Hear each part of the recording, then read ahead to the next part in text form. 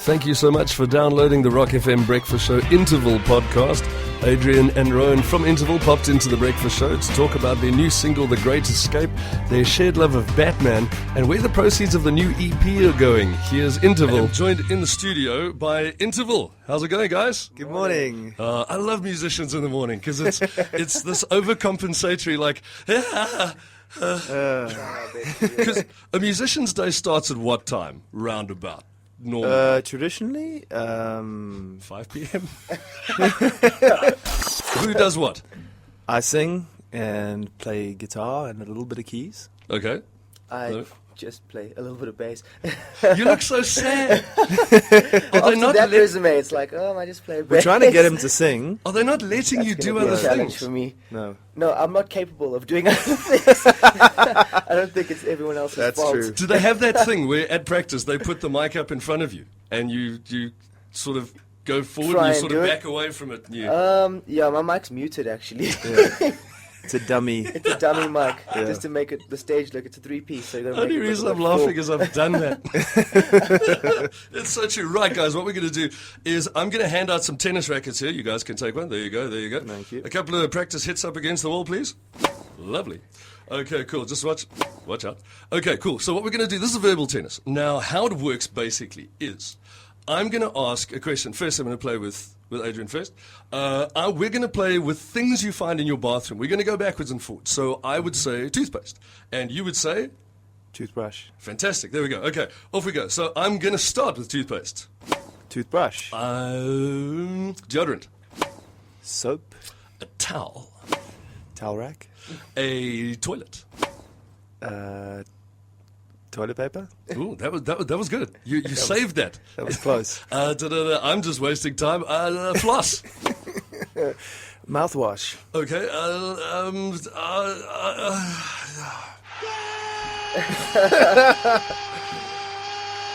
What is wrong with me? You let me win, man. You let me win. No. I've got a small bathroom, I think. Yeah, you know what the problem is? I was going from mouthwash. I'd done floss, and I was like, I just found myself in a position I couldn't do anything. Rowan, okay. Okay. I'm 1-0 down, so I'm going to come at you with fury and go down in flames. Right, parts of a car. I'm going to go wheels, Accelerator, brake pedal, clutch, windscreen. windscreen wipers, Ooh, clever. Steering wheel, handbrake, back seat, front seat. handbrake. Sure. I said handbrake. Did you? Yay! This is ridiculous. No. So the last, you know what? Then no, we need a winner now. So the last one is going to be between you guys. Okay. Yes. Right. Okay. Ouch. So Yes. the last to see yes, the yes. ultimate winner of verbal tennis, we're going to have Adrian up against Rowan, and it's going to be things you would take to the beach.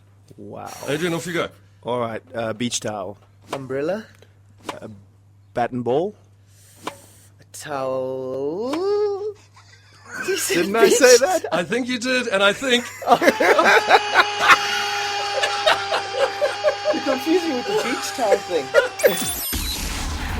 I want to know very, very quickly: Superman or Batman? Wow. Batman. What's your favorite, fruit or vegetable? What would you choose if you had the choice? Fruit any day of the week. Yeah, A nachi. Nachos are good. Like that. yeah. Nachos Wow. do sound good. What is your fifth favorite flavor of ice cream? Fifth favorite. Now, don't confuse it with the fourth, because everyone does that. Yeah. Down for. Mint chip. Mint, that is a good choice. Sir. That, sir, is the choice of gentlemen. And Rowan, where are you going with that? He's so. I feel I've broken him. I do this with bass players. I don't know. Rum and raisin. Wow. Oh, That's that's a choice. That's probably a fifth choice. There, It says a lot about you, actually. I don't know what. more the rum or the raisin. Brains or brawn? Brains. Brains. And what is your favorite vitamin? Vitamin B. Everyone goes for vitamin B. I don't know. Vitamin D. There we I go. don't even know what vitamin B is. I just It's- know my sister went for a shot recently, And it's and she's been painful awake ever as- since. Yeah. Are you sure it was at a chemist? Because this sounds a bit Yeah. weird. Right, guys, I want to find out the influences behind your writing. Who are the guys that you look up to? I think for this project, we were listening to a lot of the early 90s music. A lot of the stuff that I grew up with, and the other two guys are a bit younger than me. So I kind of introduced them to, a whole bunch of classic albums. Like what stuff are we talking? Pearl Jam, Vitalogy Oh, yeah. was a big one. Radiohead's OK Computer. So the proper 90s classics. Yeah, and I think around the time that we started to write songs for this project, Pearl Jam's 20 documentary film came out. Yes. And so it was kind of like, for me, a huge reminder of the kind of music that was being made when I first became, or first wanted to become a songwriter. Sure. And kind of just, I kind of got that feeling all over again, and kind of just started to write songs that, I don't know, just had some sort of level of authenticity to Sure. them. Yeah, Just I wanted get to, you, yeah. we just wanted to get in a room and kind of play music Yeah. and not have, not sort of overthink it, and just make sure that it was good and that it wasn't too polished. That Sure. was one of the things that we said from the very beginning. Given that is 90s, yeah, that's where it comes I don't know if we always achieved that by the time, because it took us about a year and a bit to kind of get down to actually recording the stuff. You know what, if you're in stonewashed jeans and you've got like plaid shirts on and you're wearing chains in your jeans, then you're pretty 90s. Yeah. I don't know if we were channeling the spirit of Eddie Vedder, but Better than the Vanilla Ice haircut. yeah. The 90s were good, but there was some dodginess. Oh, yeah, about that. absolutely. And Yeah. Ron, what kind of stuff are you guys listening to at the moment? At the moment, there's a lot of new music that have been disappointing us a little bit, actually.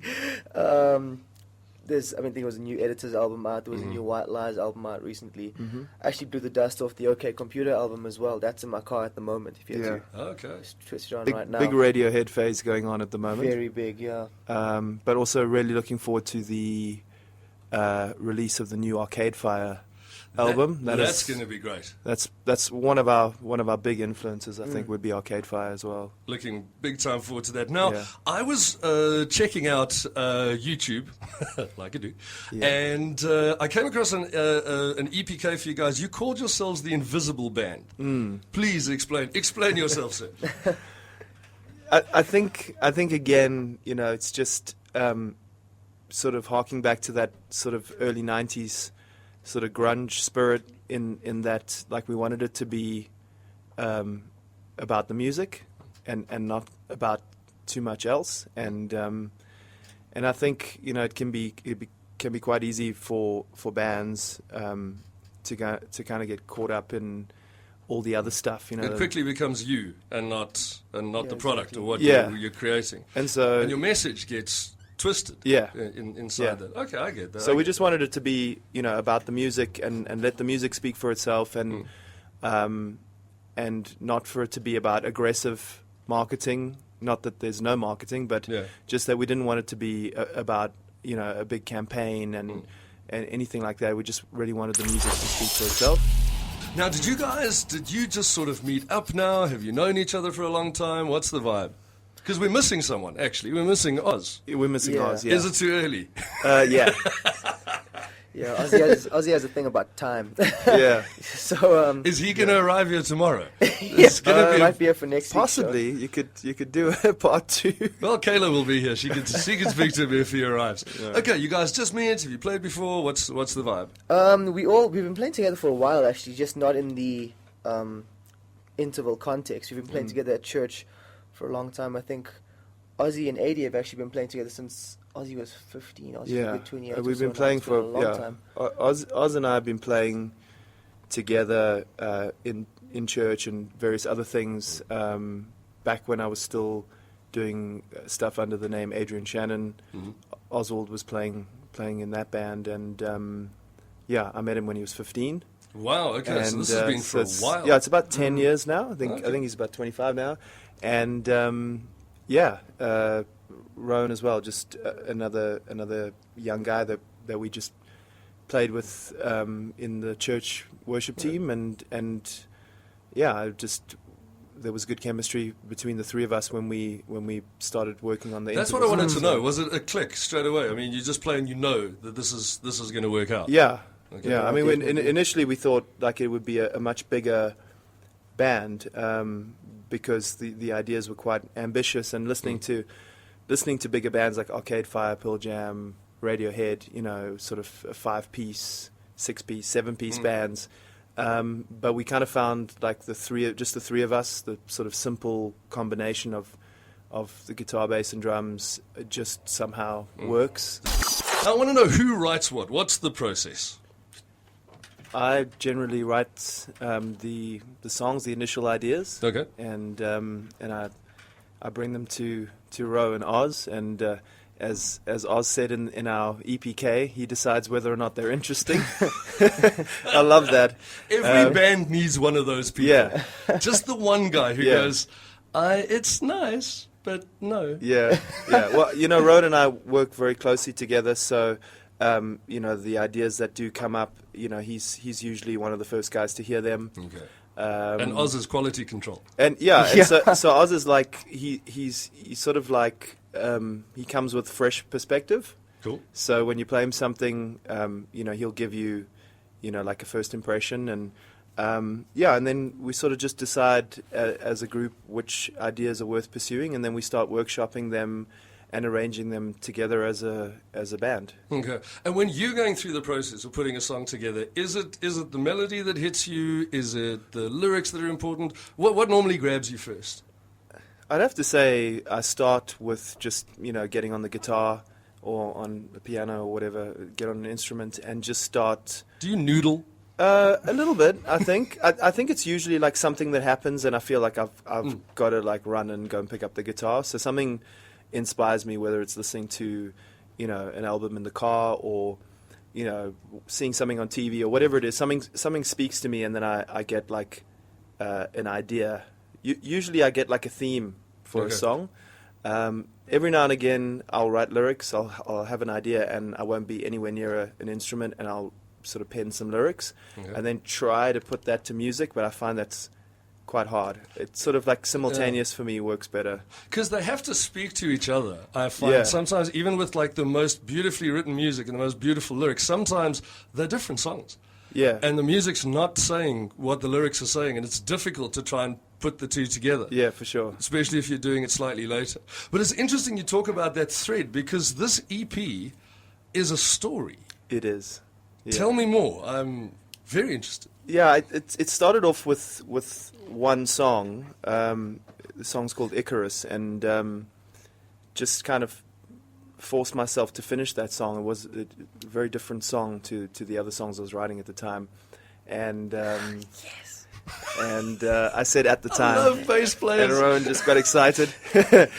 But I wrote a bunch of songs around that same time, and it just became apparent that there was this common thread of like a story of somebody who was sort of trapped in a situation, maybe just like didn't have the courage to sort of follow their dream or whatever it was, and in some ways it was kind of